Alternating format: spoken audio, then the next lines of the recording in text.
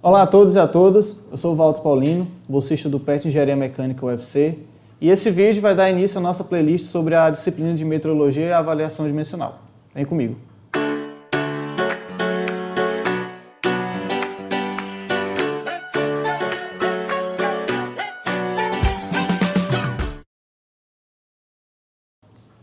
Primeiramente, nós vamos definir o que é metrologia. A metrologia é uma área do conhecimento que estuda os aspectos referentes às medições, tanto das áreas de ciência, tanto das áreas de tecnologia, está presente no nosso dia a dia. Os conceitos de metrologia foram desenvolvidos para simplificar as normatizações, melhorar a padronização e diminuir as perdas devido aos erros dos processos de fabricação. Continuando a nossa introdução, nós vamos ver agora alguns termos do vocabulário de metrologia. O primeiro deles é sistema de medição, que é, basicamente, qualquer método ou ferramenta que você utiliza para adquirir uma medida ou determinar uma grandeza. E o segundo termo é mensurando, que é tudo aquilo que você pode mensurar, ou seja, a velocidade de um carro, a massa de um objeto, a temperatura de um paciente, e por meio do sistema de medição, você vai determinar o valor da grandeza do seu mensurando. O próximo termo é o valor verdadeiro convencional, que é o valor que você adota como sendo realidade, o valor sem erros, o valor sem incertezas. Para isso, vamos demonstrar nesse exemplo.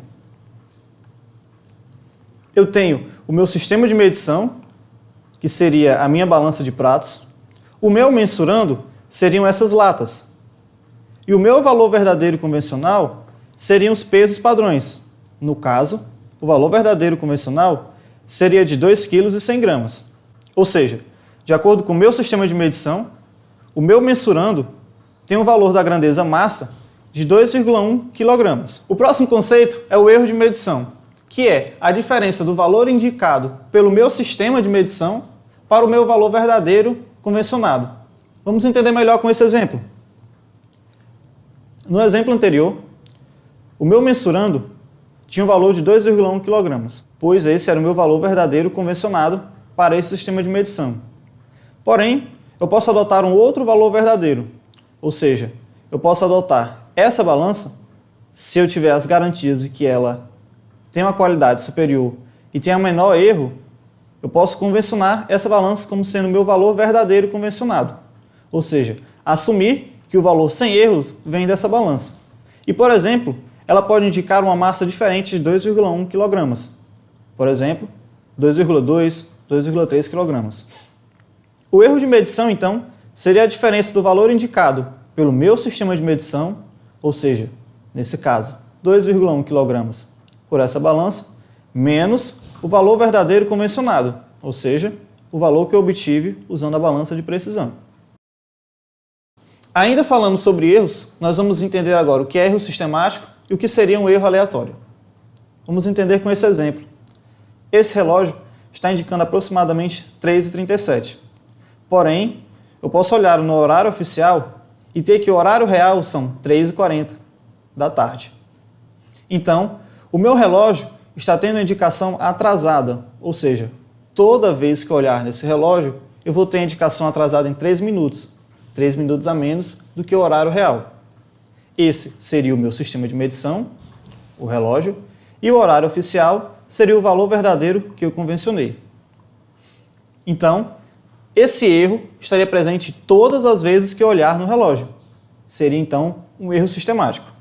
A diferença entre o erro sistemático e o erro aleatório é que, enquanto o erro sistemático ele é sempre daquele comportamento, o erro aleatório não. Ele pode variar na sua magnitude. Por exemplo, o volume de refrigerante nessas garrafas. O alvo, provavelmente, seria 1 litro de refrigerante em cada garrafa. Porém, o sistema de fabricação apresenta um erro aleatório. Você pode ver que o nível do refrigerante está variando em cada garrafa, de um modo diferente da outra. Ou seja, o erro referente ao volume de refrigerante em cada garrafa é aleatório.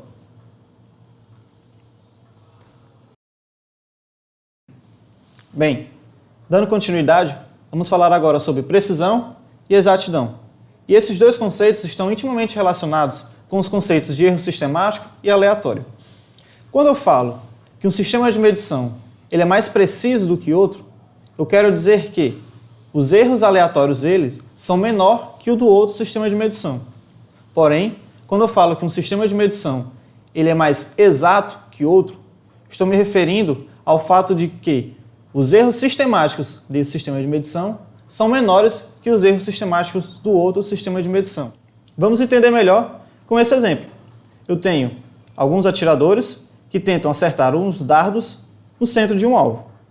Eu tenho que esse primeiro atirador, ele tem a dispersão de seus dardos menor em comparação com esse segundo atirador. Porém, os dardos concentram-se mais distantes do centro do alvo que o segundo atirador. Ou seja, o primeiro atirador ele tem um menor erro aleatório, ou seja, é mais preciso, ele sempre acerta a mesma região, apesar de ser menos exato, pois a dispersão dos seus dardos encontra-se mais distantes do centro do alvo. Bem, sabendo que é erro sistemático, nós podemos agora falar sobre tendência, que é a diferença das médias das indicações do meu sistema de medição para o meu valor verdadeiro convencionado. Ou seja, é a quantificação dos erros sistemáticos. Ainda no exemplo dos dardos, nós podemos observar que a tendência, como sendo a diferença das médias das indicações para o meu valor verdadeiro convencionado, é a distância do centro do meu alvo até o centro da circunferência onde concentram-se os meus dardos. O importante de nós entendermos o que é tendência é porque a partir daí nós podemos aplicar o conceito de correção, que seria, matematicamente, menos o valor da tendência. Ou seja, no exemplo citado, nós temos que, se o atirador, ao invés de mirar no centro do alvo, mirar nesse ponto, os seus tiros concentrarão-se no centro do alvo. Ou seja, aplicando a correção, eu anulo os efeitos da tendência. Dando continuidade, vamos falar agora sobre os conceitos de resolução e divisão de escala. A diferença entre resolução e divisão de escala é que a resolução é a característica do instrumento, e enquanto a divisão de escala pode ser aplicada dependendo do operador e dependendo do instrumento também. Veja que nesse relógio superior eu tenho uma resolução um pouco maior, ou seja, enquanto embaixo é de 1 minuto, em cima é de 5. Eu não tenho exatidão de qual é o horário indicado por esse relógio. Pode ser 3h37, 3h38. Eu só sei que está entre 3h35 e 3h40. Enquanto nesse relógio de baixo, ele está precisamente indicado. Eu sei que esse horário está entre 3h05 e 3h06 da tarde. Porém, veja que eu posso aproximar esse valor aqui do relógio superior para 3h37, pois está quase na metade da indicação entre 3h35 e 3h40. Ou seja, eu posso aplicar a divisão de escala na metade da resolução nesse relógio, dependendo de características como a espessura do ponteiro, a vibração do sistema de medição e outras características também vai influenciar na divisão de escala. É importante você ter em mente, mais uma vez, que a resolução é característica do instrumento, enquanto a divisão de escala pode ser aplicada para você diminuir a incerteza do seu processo de medição. Nós vamos falar disso um pouco mais para frente. Agora nós vamos falar sobre a resolução em instrumentos digitais. Temos esse termômetro digital. A indicação dele é de 25,3 graus Celsius. A menor variação perceptível seria para 25,4 ou 25,2. Então, dizemos que a resolução de um instrumento digital é igual ao incremento digital do mesmo, ou seja, geralmente, a última casa decimal apresentada por ele. Vamos falar agora sobre repetitividade. Ela está relacionada com medições sucessivas de um sistema de medição para o mesmo mensurando nas mesmas condições. Ela é a principal caracterização dos erros aleatórios. Outra caracterização de erro é a histerese, que consiste na diferença da indicação para o mesmo valor verdadeiro, dependendo do sentido de aplicação da grandeza. Vamos entender melhor nesse exemplo. Um radar pode detectar o seu veículo a 120 km por hora.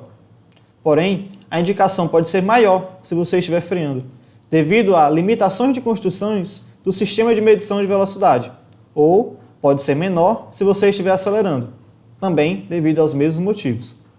Outra caracterização de erro é a linearidade. A maioria dos sistemas de medição são caracterizados de forma que o sinal de entrada e o sinal de saída estão relacionados linearmente. Porém, nós sabemos que essa aproximação nem sempre é verdadeira. Então, em alguns casos, o teu instrumento de medição não vai dar respostas lineares, e a quantificação disso está representada na linearidade.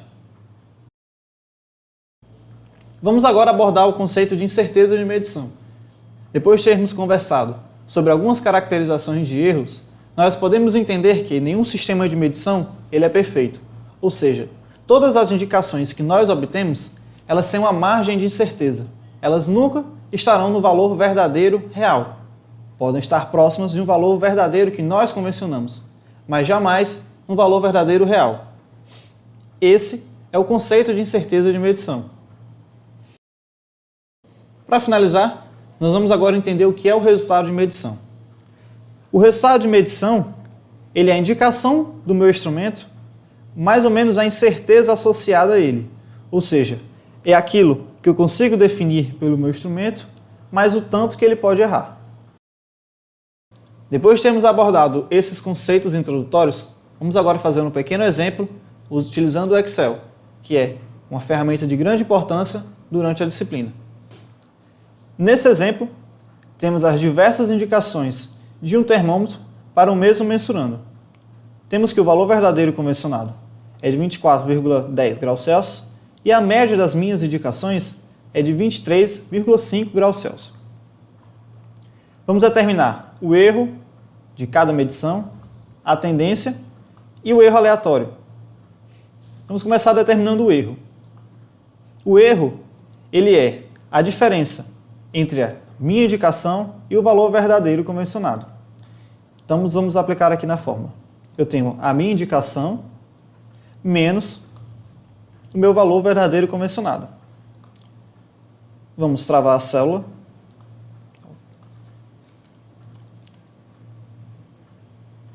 E aplicar essa fórmula para as demais indicações. Então, aqui, nessa coluna, eu tenho o erro de cada medição. Vamos agora determinar a tendência. Ela é a mesma para todas as indicações, que é a média das indicações menos o valor verdadeiro convencionado.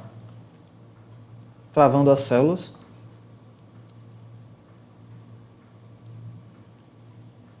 E aplicando a fórmula, nós temos que a tendência é de menos 0,6 graus Celsius para todas as indicações. Para determinar o erro aleatório, nós podemos aplicar tanto a correção como aplicar diretamente a tendência.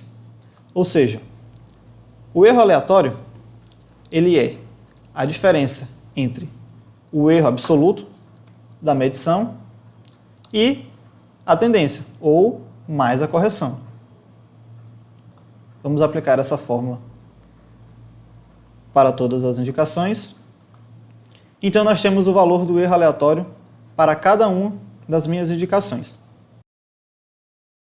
Bem, galera, chegamos ao final do primeiro vídeo da nossa playlist sobre a disciplina de metrologia. O material utilizado na aula vai estar no link na descrição. Se você gostou do vídeo, deixe o seu gostei, apresente para os seus amigos, se inscreve no canal. Qualquer dúvida, deixe nos comentários. Valeu e até a próxima!